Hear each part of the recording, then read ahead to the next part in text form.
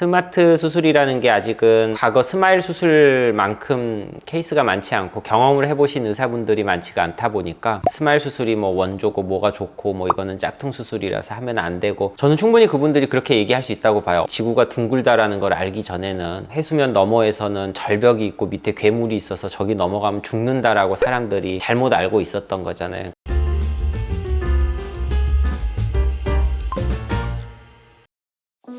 지난번에 저희가 이제 스마일이랑 스마트랑 클리어 라식 수술 종류를 좀 비교해서 설명을 드렸었던 것 같은데, 환자분들이 아직도 이해를 잘 못하시는 것 같고 인터넷으로도 문의를 너무 많이 해주셔가지고, 이 영상을 보시면 스마트랑 스마일과 클리어 이 세 가지 수술 방식이 어떤 차이점이 있는지 정확히 누구나 이해할 수 있을 정도 수준으로 완벽히 준비를 해봤습니다. 우리가 스마일, 스마트, 클리어 라식이라고 하는 거는 각막의 실질 부위에 조각을 만들어서 그 조각을 빼내는 수술인데, 조각을 만들 때 수술마다 차이들이 있는데 그런 것들이 결과의 차이를 만들게 됩니다. 첫 번째, 위에서 이 각막을 꽉 잡아주는 PI라고 하는 눈을 고정시키기 위한 기구가 내려오게 됩니다. 이 과정에 조금 차이가 있는데, 스마일과 스마트 두 가지는 각막을 찌그러뜨리지 않고 각막을 고정시키게 되고, 클리어 라식은 각막을 찌그러뜨린 상태에서 각막을 고정시킬 수밖에는 없어요. 스마일 라식과 스마트 라식 두 가지는 고정시키는 기계가 닿는 부분의 모양도 이 안쪽으로 오목하게 들어간 모양으로 생겨 있습니다. 클리어 라식이라고 하는 수술에서 눈을 고정시키는 방법은 평면으로 되어 있습니다. 눈을 잡는 부분이 이 안쪽으로 오목하게 들어간 고정 기구가 와서 눈을 잡을 때는 각막을 전혀 찌그러뜨리지 않고 고정을 할 수가 있겠죠. 근데 평면이면 이 끝에만 접점으로 닿아서는 고정이 안 되고, 이 옆에 선이 전체적으로 다 닿으려면 각막이 눌리면서 찌그러질 수밖에는 없어요. 각막이 찌그러진 상태에서 레이저가 나가게 되면 펴줬을 때는 각막의 곡률과 평행하게 이렇게 갈 수가 절대 없다는 거죠.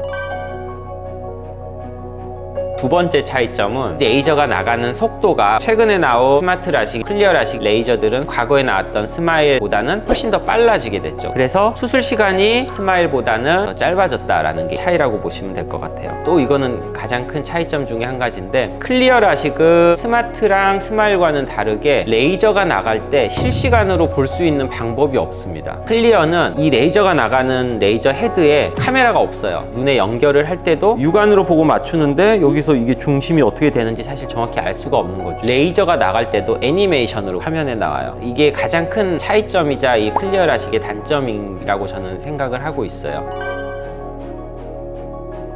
세 번째 차이는 빛 번짐 등의 결과에서 차이가 많이 나는 요인인데요. 과거에 맨 처음 나왔던 스마일 수술은 사이드 컷이라고 하는 게 존재를 해요. 사이드 컷이 뭐냐? 스마트로 만든 렌티큘과 스마일로 만든 렌티큘을 비교를 해서 보시면 끝이 날카롭게 부메랑 모양으로 끝나게 되는데, 스마일 라식에서는 사이드 컷이라 그래서 끝에 절단면이 이렇게 각이 지게 돼요. 각이 지게 되면 빠져나왔을 때 결국 속에 비어있는 부분도 각이 지게 되겠죠. 결국은 수술 후에 계속 비어있을 수는 없으니까 이게 아무는 과정에서 스마트 라식으로 한 공간은 위아래가 붙더라도 전혀 이질감 없이 자연스럽게 붙을 수가 있게 되죠. 그런데 끝에 사이드 컷이 있어서 각이 지게 되는 이런 공간은 어딘가 이질감이 들고 제대로 정확히 붙을 수가 없게 되겠죠. 결국 붙기는 붙지만 마지막 부분에 있는 조직들은 찌그러질 수밖에는 없어요. 그럼 뭔가 각막의 표면이라든지 속 부분이 우글우글하면서 일그러질 수밖에는 없겠죠. 그러면 그쪽으로 들어가는 빛은 결국 번질 수밖에는 없을 것이고요. 그리고 이 렌티큘이라는 각진 부분을 만들기 위해서는 생 각막을 10에서 20 마이크로미터 정도를 추가로 더 절삭을 해서 없애버리는 꼴이 되거든요. 멀쩡한 각막이 낭비가 되게 되는 거죠. 수술을 할 때 최소한 남겨놔야 되는 각막 두께라는 게 있거든요. 각막을 다 깎고 나서 남은 두께를 계산을 해봤더니 약간 경계성에 걸리는 사람들이 있어요. 그런 분들한테는 스마일로는 수술을 못 하는데 스마트로는 수술을 할 수 있는 경우가 생기는 거죠. 그 마지막 몇 마이크로미터 차이로 우리가 수술을 하네 못하네 결정을 하는데, 스마트는 스마일보다는 이득을 보는 거거든요.